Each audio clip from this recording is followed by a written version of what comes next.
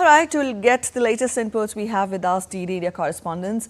Amit Mukherjee is joining us from Ujjain, Madhya Pradesh, and Akshay Dongre is joining us from Secunderabad. Amit, good morning. First, we come across to you.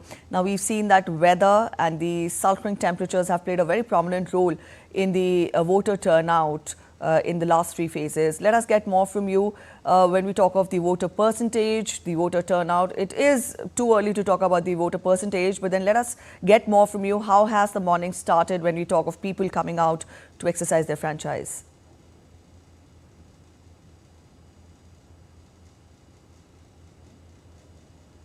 Pleasant breeze throughout, which is very unusual as far as the Madhya Pradesh weather is concerned.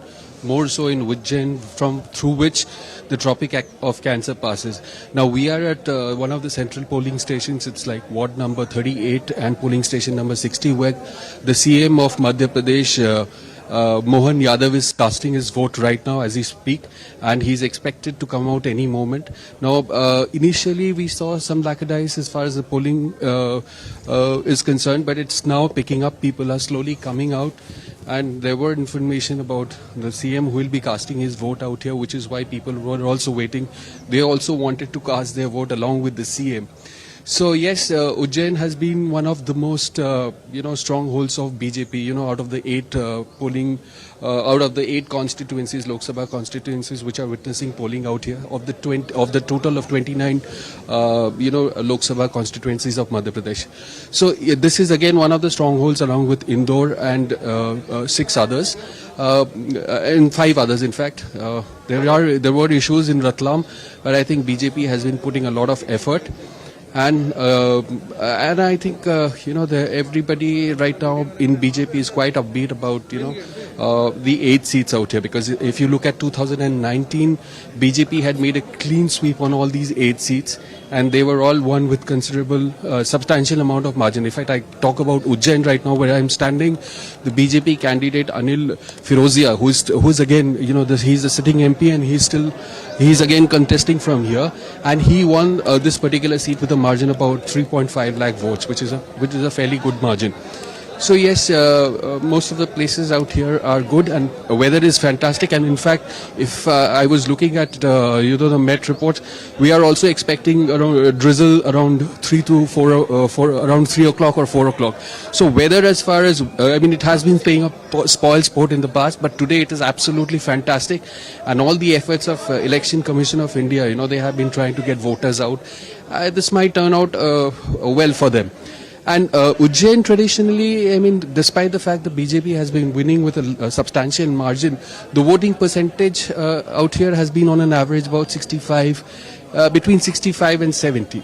So let's hope if the weather is able to kind of get more people out and vote. All right, so we'll have to see how the day ahead pans out. And again, we are expecting...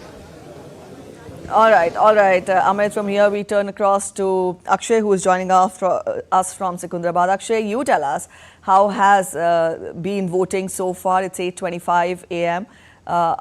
After close to 1.5 hours since voting began. What do you pick from the ground? And also, when we talk of the poll contest, you're there in Secunderabad, then generally it has been a Congress BJP stronghold, but this time with BRS also testing waters, it is a 3-way contest. Let us get more from you. How do you gauge the political contest there in Secunderabad as well? Well, very good morning to you, Preeti. We are right now outside the polling booth from where Madhavi Lata, the BJP candidate from Hyderabad constituency, just cast a vote a while back. And as you can see behind you, voters have in fact started to come out. Yes, there are queues inside the school where the polling station has been set up.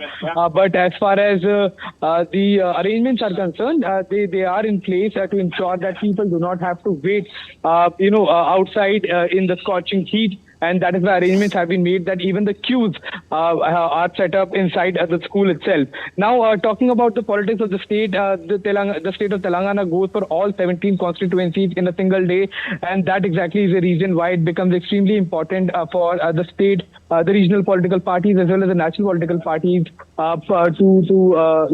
appeal their cadre and appeal their voters to in fact come out in huge numbers. The voting had started exactly at 7 a.m. It's not just the old people, but the first-time voters have also been quite enthusiastic in coming early in the morning and casting their ballot. Some people have exams, some people have work, so they are in fact getting done with this responsibility as soon as possible. But as far as the Secunderabad constituency is concerned, for the past 10 years, G. Kishan Reddy, the Union Minister of the Government of India, has been winning from this particular constituency. This time around, there is a contest between the Congress, the BRS and the Bharatiya Janata Party, where the BJP obviously has fielded G. Kishan Reddy. The Congress Party has fielded their candidate, and from BRS we have T. Padma Rao Gaud. Danam Nagendra is contesting from the Congress seat.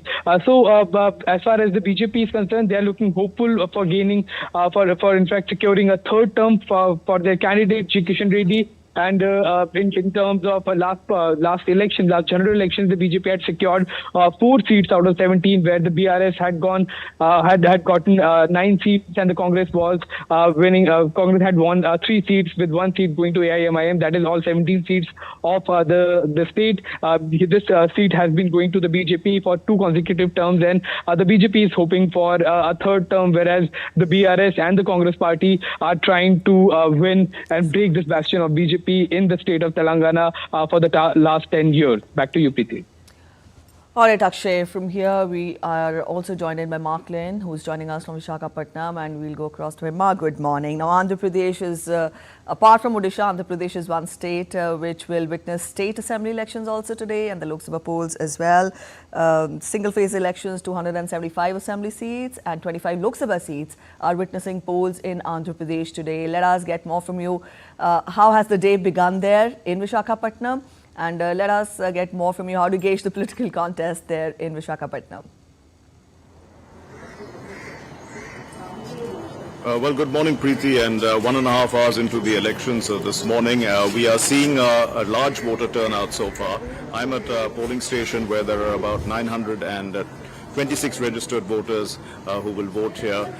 Already, the first hour was reasonably slow. They had about 25, but since then we have seen brisk polling and long queues, so the voting percentage is going to pick up quite rapidly.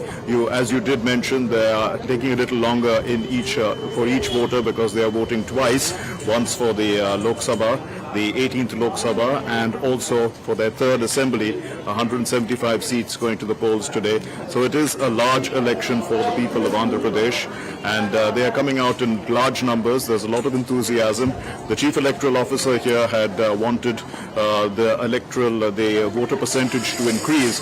Already in the previous election in 2019, it was 80%, and he's targeting to have 83% voter turnout this time. And quite clearly, there has been an atmosphere of interest amongst all voters. They are out to come out and vote. If you talk about the contest, it's a very clear contest between the two old parties of Andhra Pradesh. You can say that they are old in the sense that they are the ones that hold the largest vote banks. That is the TDP as well as the YSRCP. Of course, the YSRCP has come out of the Congress Party, which was an old, it had a long history of ruling in the state of Andhra Pradesh, undivided Andhra Pradesh.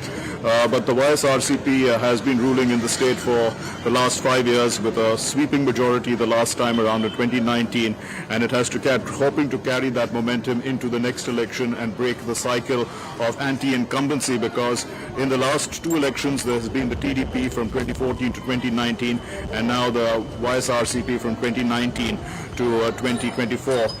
The people of Andhra Pradesh see this election as an opportunity for them to look for better development. The speed of development is actually the key issue here. It's not that development is not taking place. It is taking place, but perhaps it could be faster for some people, and they want that. They want the state to grow as fast as possible, and hence they're coming out in large numbers to vote so that they can see progress in this state. Yes, all right, Mark. Thank you so much for joining in.